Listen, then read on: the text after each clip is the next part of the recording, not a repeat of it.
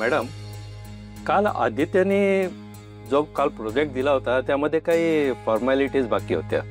अर्थात ते त्याच्या लक्षात आलं नाही आणि येणार तरी कसं, तुला समजच नाही ना तेवढी. मग माझ्या पुढं आला, हातापाया पडायला लागला, म्हणायला लागला सर मला जरा मदत करा, माझ्या करिअरचा प्रश्न आहे. मग मी शेवटी फाईल पाहिली, मग माझ्या लक्षात आलं, मग मी ते सगळं रेक्टिफाय केलं.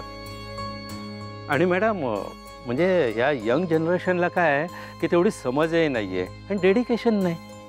पण मॅडम काही काळजी करू नका, आता हा प्रोजेक्ट मी स्वतः हातात घेतो आहे. म्हणजे अर्थात फंडिंगसाठी तुमची मदत लागेल मला. मॅडम, मी मागच्या प्रेझेंटेशनमध्ये जी चूक केली होती ती चूक सुधारण्याची मला संधी हवी. दोन बिझनेसमन बोलत असताना मध्ये तोंड घालायचं नाही, हे कधीच समजणार तुला. त्या कोण आहेत माहिती आहे का तुला? तुझी लायकी तरी आहे का त्यांच्या समोर उभी राहायची? अहिल्यादेवी किर्लोस्कर म्हणतात त्यांना. किर्लोस्कर ग्रुप ऑफ कंपनीच्या मालकीण आहेत त्या.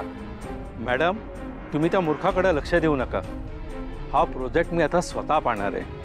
तुम्ही या प्रोजेक्टविषयी अगदी बिंदास्त राहा.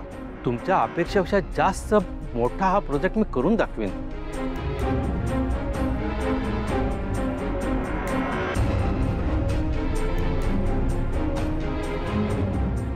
त्यांना काढून टाक प्रोजेक्टमधून. मॅडम, मीच त्याला काढून टाकणार होतो. त्याला एक मिनिट सुद्धा थांबू देणार नाही मी इथं. सर, या प्रोजेक्टची आयडिया माझी आहे.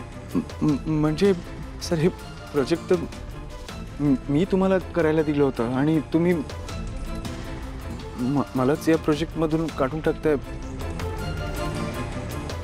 मॅडम, आय एम सॉरी, पण प्लीज मला त्याचं कारण कळेल का?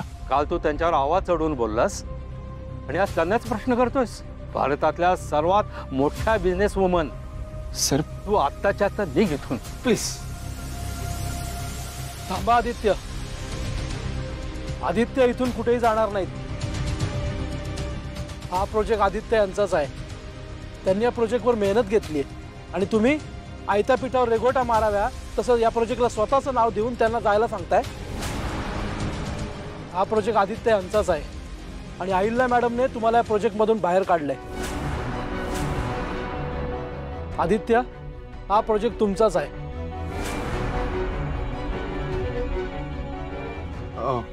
आई मॅडम, तुम्ही प्लीज यांना प्रोजेक्टमधून काढू नका. मॅडम, माझ्या पडत्या काळात त्यांनी माझी खरंच खूप मदत केली आहे आणि मला खरंच मनापासून या प्रोजेक्टवर त्यांच्यासोबत काम करायचं आहे.